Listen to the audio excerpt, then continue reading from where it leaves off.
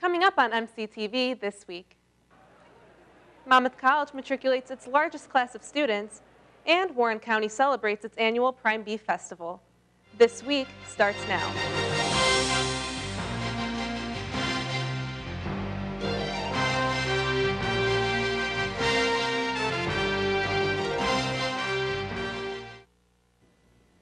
Hello and welcome to MCTV This Week. For Alistair Ramsey, I'm Tori Philbin. August 23rd not only welcomed the record-breaking class of 396 students, but also the new president, Dr. Clarence Wyatt. Bad weather moved the 161st matriculation ceremony from Wallace Hall Plaza to Glennie Gymnasium. After students were officially welcomed to Monmouth College, Dr. Wyatt presented them with the matriculation coin, which holds the tradition of current students building the legacy for future students. The ceremony marks important passages in our lives, and certainly entry into college is one of those important moments. And so it's important to treat it with some dignity and to pass along traditions that are part of defining the place, and it helps bring us into a community. So it's a great experience. Wyatt became MC's 14th president in July. After working at Center College for 35 years, he is looking forward to working with the people at Monmouth and to see what he may be able to contribute to the college. There have been some things that we've already started to think about, but really engaged in the community in some really extensive and intensive conversations about who we are and what we would like to be and what it's going to take to become that place. And certainly we're going to build off of Monmouth's great spirit, the spirit of service, the spirit of really empowering young people. We're going to look at how we can do that even better. Dr. Wyatt is happy that he will be starting his first year, along with the biggest freshman class in Monmouth College history. Last Wednesday, Warren County celebrated the annual Prime Beef Festival Parade. Crowds came out to see all the floats, school bands from the college to high school, and royalty as the Warren County and Queen Princess passed by waving. It's not difficult to guess to say the children were most excited to receive candy from some of the people in the parade. My favorite part was seeing all the kids run out in the street and acting all happy when all the cars came by, and then definitely Ronald McDonald as he came by on the truck.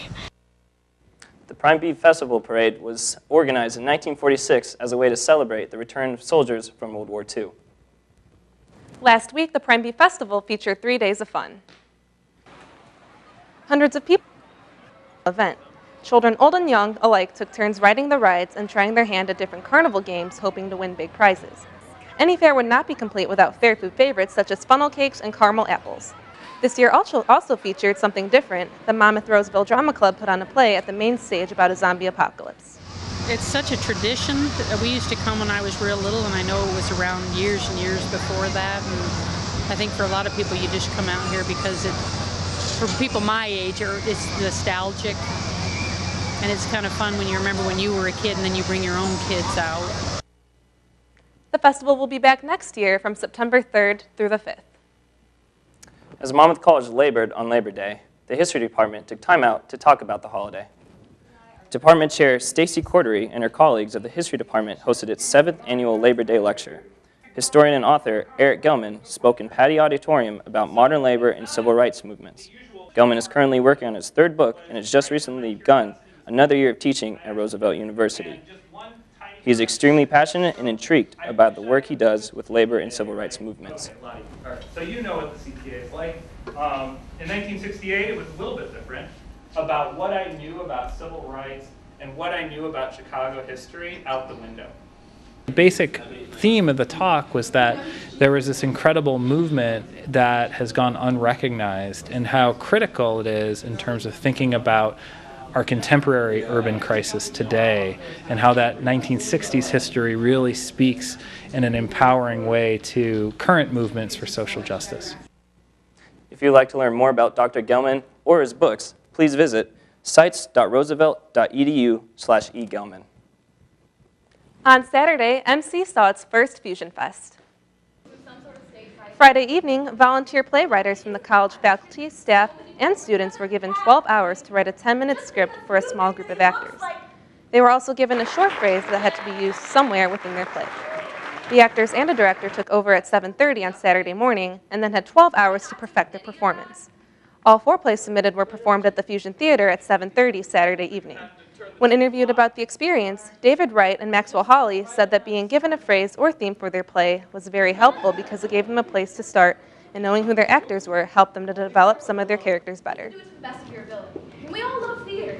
That's why we're in this room. It was the worst experience I've ever done in theater and the most wonderful experience I've ever done in theater. I never ever thought that I could do something like this. Get a script, memorize it in that amount of time, but also be able to perfect it for an audience in that amount of time. Obviously there were line flubs, obviously things messed up a little bit, but the final product was so thrilling and so much fun. I absolutely love the experience, and sadly and happily I'm doing it next year again. The drama department plans to make the Fusion Fest an annual event. Last summer, ASAP ended the summer by hosting a late-night beach party. Students gathered in the Huff Center to play limbo, drink fruit smoothies, and create their own sunglasses using spin art.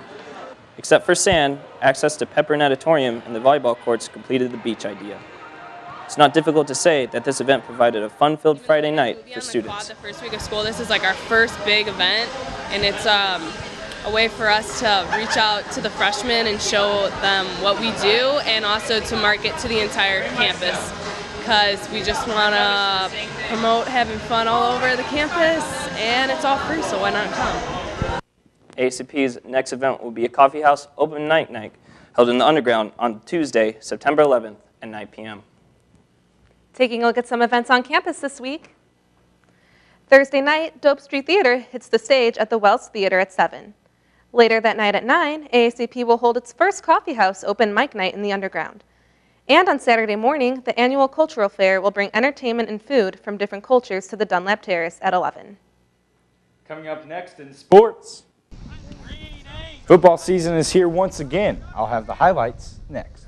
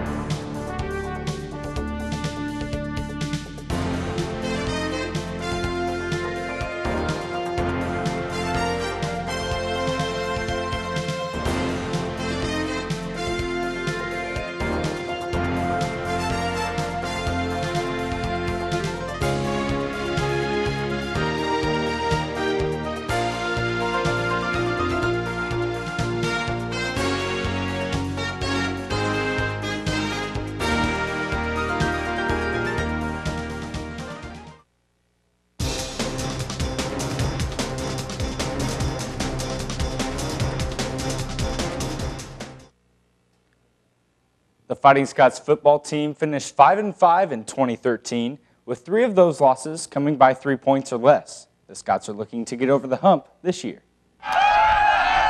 With 20 seniors, you don't have to go far to find talent and experience on the Scots roster.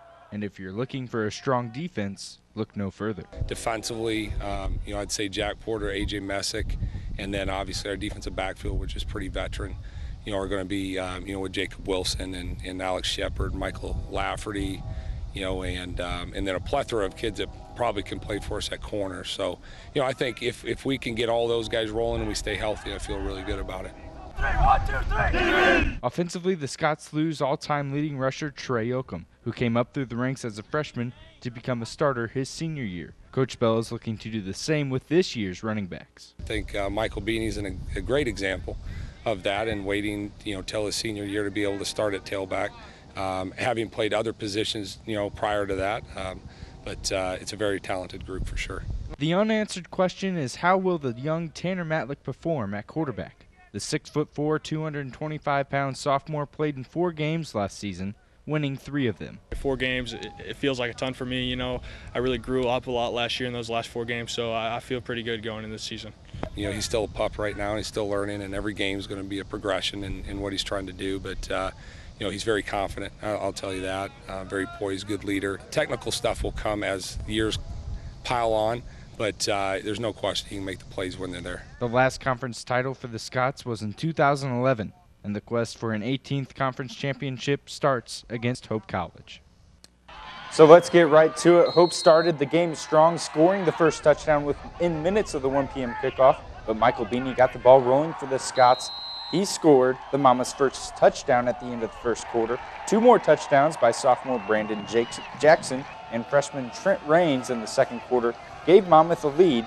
That's until Hope scored again with just seconds left in the first half. Scots led at the half 20-14. Senior captain Jack Porter mentioned how proud he was of his team on both sides of the ball. We watched a lot of film on Hope. We knew they were going to come in and be a really good team, really good opponent, and we knew we were going to have to work really hard and do a lot of extra stuff as far as sprinting and after practice and lifting during the week, and watch a lot of film. Monmouth defense stepped it up in the second half. Senior Jacob Wilson scored the last Monmouth touchdown from an interception to end the game. Scots win 30-20. The Scots' next game will be next Saturday at Central College, kickoff set for 6 p.m. The young women's tennis team is looking to build experience under second-year coach Brian Jordan as they took on Central College last weekend. Starting with doubles, Scots #1 doubles team Catherine Hinman and Annalise McDermott taking on Central #1. In the second game, Scots down 1-0. A nice serve by Hinman, but Central responds. Scots go down 2-0. In the next game, Scots forcing deuce, trying to gain some momentum. A back-and-forth rally. The McDermott sends the forehand winner to gain the advantage, but in the end, Central too much to handle as they take the match in straight games 8-0. Scots #3 doubles team of Amanda Buck and Morgan Holly down 5-2, but they didn't give up. Buck at the net with a nice backhand to pull within 2 games. And then the very next game, continue good play, trying to get back into the match. Buck at the net again, this time an overhead smash for the winner, making it a 5-4 game. However, that's all they would get as they fall 8-4. Central shut out MC in the doubles play as the Scots tried to rebound in singles. Hinman taking on Central #1, Angie Allgood. Hinman down 2-1. She gets Allgood on the move with a couple of nice backhands. She gets the point and goes up 15-love.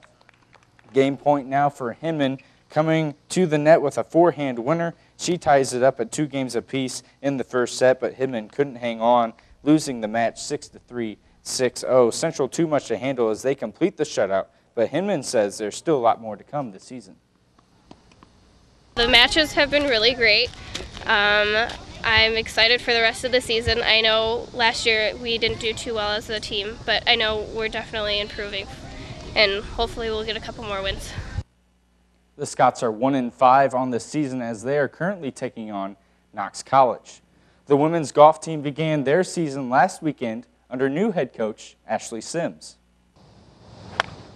The Scots finished the 2013 season in 4th place in the Midwest Conference and took top prize in 2 tournaments last year. But with senior leadership and hard work, the Scots are looking to improve from last year's performance. Just for us to maintain some consistency and, go from there. I think that, just keeping the focus, staying motivated, and really being, disciplined day to day to make sure that we keep taking those steps forward. Is going to be big and important for us this year. This past week, the Scots fired a team record at Gibson Woods with a 342. Senior Ann Beagley finished 5th place with a personal best 84. As a team, our average is 350. Just do well, do as best as we can in each tournament. Corey Crawford has 2 seasons left with the Scots as she improves this season. She was #2 in scoring average last year with an 89. Yeah, I put a little bit of pressure on myself, I think, but I'm excited to try to better my score and just keep dropping some strokes off. The Scots return 5 seniors and bring in 1 new freshman to the squad. An experienced look for the first-year head coach Ashley Sims, who is adjusting from coaching softball at Knox to golf at MC. Just overall, I think the transition's been pretty smooth, with me and the team and everything, and that I feel like they've been very receptive and have responded well and have just, really done everything I've asked of them so far. Pretty excited with our new coach. I think we all missed our last coach just because we spent a lot of time with her, but I don't think we're losing anything. She seems to be working really hard to help us with our swings and stuff. So. The Scots haven't won conference since 2003. but a third-place finish last Saturday and a senior-heavy squad gives them all the confidence they need in 2014. The Scots will travel to Bloomington this weekend for a two-day tournament against Illinois Wesleyan. Last Tuesday, the women's JV volleyball team opened their season in Glennie Gymnasium against the Warriors of Blackhawk College East. A slow start resulted in the Scots dropping the first game of the best-of-5 match, and unfortunately, they did not see better luck after that. After going down 2-0, they held their ground early in the third, but the Warriors drove ahead and never looked back, sweeping the Scots in 3 games, a disappointing first outing. But Coach Molly Murdoch sees it's a learning experience. We can only go up from here. Most teams never start at their full potential at the first game, so I think we will continue to get better as the season goes on. The JV squad plays St. Ambrose tonight, and the varsity squad held their annual Monmouth tournament last weekend as they try to go undefeated against McMurray College. The Scots start off slow in the first game, down 3 early points, but they get on the board with an ace by Paige Russ. Later in the game, momentum shift for the Scots with a big block here by Jonas Schultz. Scots go up 7-6. Quincy Merritt gets tall for back-to-back blocks for the Scots. Merritt had 4 blocks in the match. Scots cruising now. Merritt again, this time getting up for a big kill. Scots up 22-15. Game point now for the Scots. Paige Russ, finishes it nicely with a kill. She had 5 in the match. Scots win the first game 25-16. The second game was not so smooth for the Scots, but they did start strong. Abby Batista keeps the play alive and just edges it over the net to get the points. Scots up early 5-1, but McMurray would tie it up at 11 thanks to a double hit here by the Scots. Big shift of momentum as McMurray takes charge with a nice save and kill. They lead 23-19.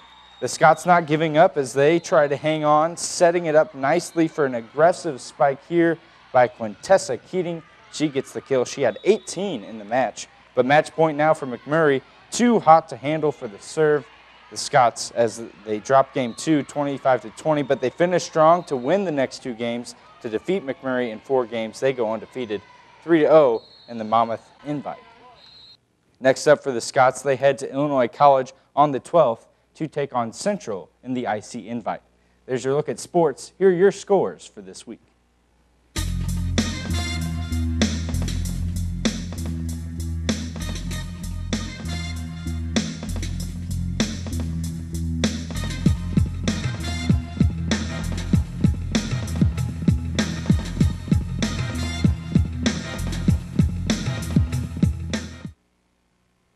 That's it for MCTV this week. I'm David Beidel. I'm Allison Ramsey. Make sure to tune in next week for another installment of MCTV. And I'm Tori Philbin. Be sure to check us out on the web at monmouthcollege.edu/MCTV. We thank you for watching, and we'll see you next time.